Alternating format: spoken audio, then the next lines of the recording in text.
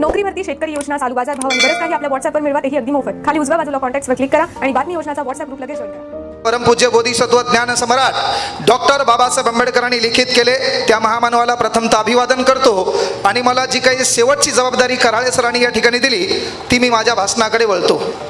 पहा, लक्षात घ्या, हा गुणवंत विद्यार्थी सत्कार समारंभ आहे.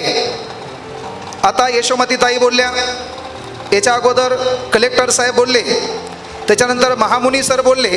पण एक गोष्ट आवर्जून लक्षात घ्या, बोलण्यानं काहीच होत नाही. पहा, जर या देशात भाषणानं लोक सुधारले असते तर प्रत्येकानं आपल्या घरात एक वक्ता तयार केला असता. आजकाल वक्ते तर कमी, वक्ते वाढलेत. प्रत्येकानं काय केलं असतं, आपल्या घरामध्ये वक्ता तयार केला असता. घरात जर असं डिप्रेशन झालं, घरात जर असं डिमोटिवेट झालं, 4-5 जण बसले असते, तू पुढवर आहे, बोंबल, आम्ही ऐकतो, उद्यापासून सुधरू. असं काहीच होणार नाही. असं कधीच काही होणार नाही. तुम्हारे सिवा तुमसे ज्यादा कोई नाही पहचानता. तुम्हाला ओळखता आलं पाहिजे. भाषणानं प्रश्न मिटत नाही. या देशात प्रश्न